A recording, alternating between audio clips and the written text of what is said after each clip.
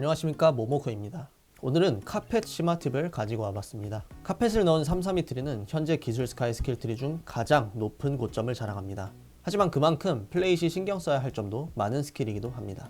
본인이 기술 스카를 통해 정말 최고점의 딜을 내고 싶다, 1티어 딜러들을 제껴보고 싶다 라는 욕심을 가지신 분들이라면 오늘 영상이 아마 도움이 되실 겁니다. 카펫의 숨은 디테일, 저와 함께 보시죠. 기본적인 것부터 간략하게 짚고 가겠습니다. 카펫은 18초의 쿨타임을 지니며 데미지는 풀 히트 기준 베이비 드론에 육박하는 성능을 지녔습니다. 베이비 드론이 딜 지분 최상위권 스킬이라는 점을 감안하면 DPS적으로 상당히 좋은 스킬임에 틀림없습니다. 독특한 점은 카펫 스킬의 작동 메커니즘인데요.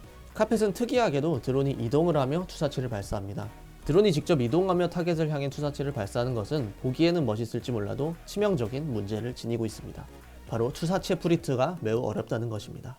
보시면 카펫의 경우 투사체 4발의 범위가 보스 히트박스를 아슬아슬하게 걸치는 정도입니다. 이 말은 살짝만 출발 지점이 삐끗해도 프리트를 성공시킬 수 없다는 것이죠. 이 때문에 드론을 정밀하게 조정하여 사용해야 한다는 불편함이 있습니다. 대부분의 상황에서 드론을 타겟으로 이동시키는 것 자체만으로도 DPS 손실을 초래합니다. 드론을 이동시키는 시간만큼 딜을 넣지 못하기 때문이지요. 이 손실을 없애기 위해서는 시전자가 보스에 가까이 붙은 뒤 드론을 회수하여 드론 이동 자체를 최소화하여 카펫을 시전해야 합니다. 따라서 카펫을 극한으로 활용하려면 어느 정도의 근거리 플레이가 강제되기도 합니다. 카펫에는 또 다른 문제도 있습니다. 카펫은 드론이 살짝 뒤로 이동하였다가 앞으로 전진합니다. 이로 인해 정말 딱 붙어 있지 않으면 첫 타가 맞지 않는 불상사가 생각보다 정말 자주 일어납니다. 특히 보통 레미 아발로 사이클을 시작한다는 점을 고려하면 해당 콤보 이후에 카펫을 연기하는 것이 까다롭습니다. 아발란체의 후진성 때문에 레미 아발 회수 이후 카펫을 그냥 시전하면 첫 타가 맞지 않기 때문입니다. 그렇다면 아발란체 이후 직접 보스에게 한 걸음 다가가서 카펫을 시전해야 하는 걸까요? 아닙니다. 기본적으로 드론 이동이 본체 이동보다 빠르기 때문에 드론 이동을 활용해주는 편이 DPS적으로 유리합니다. 그러면 레미 아발 이후 회수, 드론 이동, 카펫 이렇게 하면 될까요? 나쁘지 않습니다만 좀 더 압축 가능합니다. 스카우터는 일반 스킬 도중에 드론 조작이 가능합니다. 바로 이 점을 활용할 겁니다. 아발란체를 쏘면서 회수 및 드론 이동을 미리 입력하면 아발란체가 끝나자마자 카펫을 시전할 수 있습니다. 이렇게가 레미 아발 이후 가장 빠르게 카펫을 연결하는 방법입니다. 아마 여기까지는 대부분 다 아는 내용이실 겁니다. 사실 이 정도 개념만 알고 수행하셔도 큰 문제는 없습니다. 하지만 고점을 원한다면 더 섬세한 디테일을 알아야 합니다. 지금부터는 제가 연구하고 사용해온 진짜 디테일들을 소개드려 보겠습니다. 우선 먼저 알아야 할 배경 지식이 있습니다. 로아에서 소환수는 보스와 겹쳐 있을 수 없다는 것입니다. 어찌 보면 당연한 사실이기도 한데요. 마리린 같은 소환수가 보스 중앙에 위치했다가는 보스와 끼어버려서 각종 문제가 발생할 것입니다. 재밌는 것은 하늘을 나는 드론도 이런 시스템의 제약을 일부 받는다는 것입니다. 여러분 혹시 드론 이동 중에 이상하게 드론이 원하지 않은 방향으로 가버린 적 없으신가요?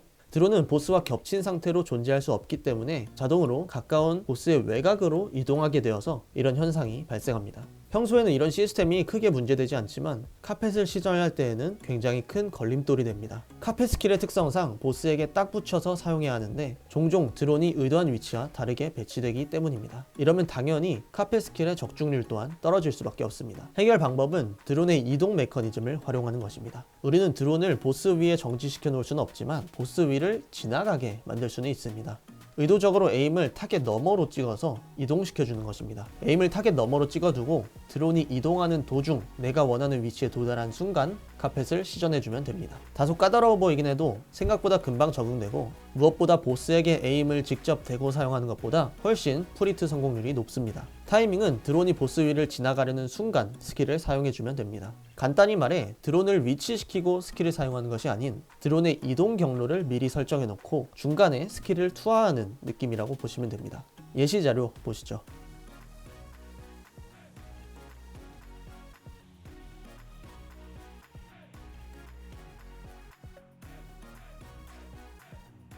조금 특수한 케이스의 응용 사례도 한번 볼까요? 아브 사관문, 큐브의 경우 보스가 너무 커서 보스 너머로 드론 이동을 찍어 놓기가 어렵습니다. 이럴 때에는 가로축을 적절히 활용하여 드론 출발점을 조정할 수도 있겠습니다.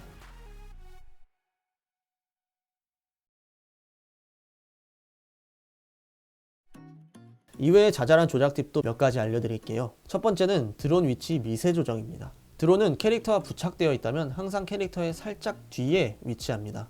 이를 활용하여 아예 뒤를 보고 카펫을 사용한다면 스킬을 보스와 더 가깝게 붙여서 사용할 수 있습니다. 두 번째는 캐릭터의 시선입니다. 드론 스킬을 사용하면 캐릭터는 스킬을 시전한 에임 포인트로 시선을 돌립니다.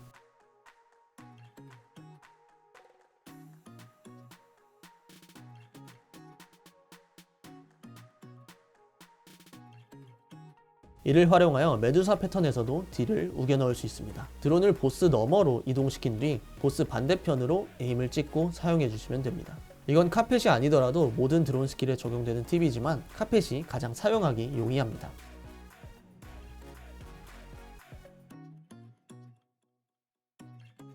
세 번째는 카펫 시선 방향입니다. 카펫을 최대한 프리트하기 위해서는 대각선으로 쏘는 게 유리하다라는 말이 있는데 과연 맞을까요? 로아의 히트박스가 사각형일 것이다 라는 가정에서 나온 추측인데요. 사실 로아의 히트박스는 팔각형입니다.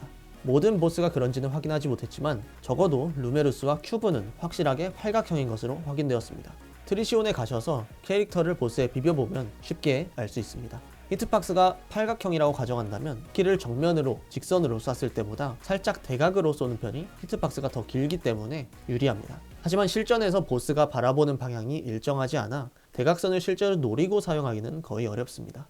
다음으로는 사이클입니다. 첫 번째 케이스는 가장 보편적인 세팅인 주력기 전부 멸홍의 기동 홍염 보석 세팅을 가정하겠습니다.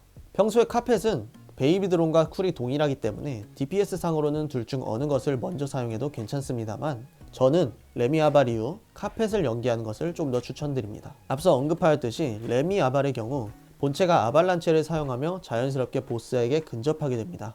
따라서 조금만 드론 이동을 해주면 카펫을 빠르게 시전해 줄 수 있습니다. 레미 아발 이후 배드를 연기하는 편이 편하시다면 배드 시전 도중 다음 기동 타격을 활용하여 보스에게 붙어주시면 빠른 카펫 시전이 가능합니다. 실전에서는 무조건 보스에게 붙기보다는 상황에 맞게 기동 타격을 활용해 주시면 되겠습니다. 레미 아발 이후 카펫을 추천하는 또 다른 이유는 바로 카펫의 화염장판 때문입니다. 카펫 이트포 화염바다 기준 풀틱을 다 맞추기 위해서는 약 4초간의 시간이 더 필요한데 조금이라도 보스가 가만히 있을 때 카펫을 먼저 시전해주는 편이 장판 딜을 온전히 챙기기 유리합니다. 이건 역시 레이드에서는 상황에 맞게 판단해주시면 되겠습니다. 두 번째 케이스입니다. 카펫의 홍염보석을 빼고 아발란체의 멸화를 추가하는 세팅인데요. 상향된 아발란체의 데미지를 살려서 딜포텐을 최대화하는 고점 세팅입니다. 문제는 18초로 쿨타임이 같은 레미, 배드, 카펫 중 카펫에 홍염이 빠지게 된다면 사이클이 꼬이지 않냐 라는 것이겠죠. 이 부분은 최대한 단심을 활용하여 커버가 가능합니다.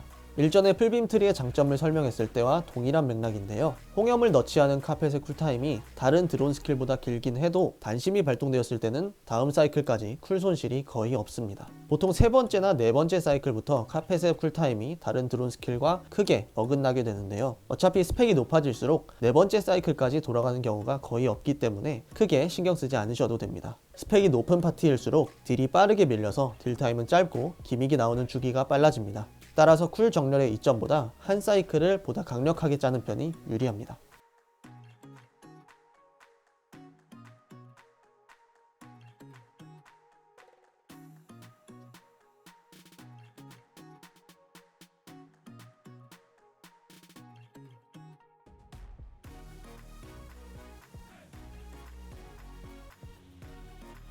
기동 타격 홍염을 빼고 카펫에 홍염까지 넣으면 더 고점이 높은 것 아니냐 라고 궁금증을 가지실 수 있는데요. 맞습니다. 유틸기인 기동 타격의 홍염을 빼서 주력기 쿨을 줄이는 편이 더 고점이 높습니다. 하지만 실전에서 기동 타격 홍염이 아드레날린 스택 유지에 매우 큰 기여를 하기 때문에 섣불리 빼라고 추천드리기가 어렵습니다.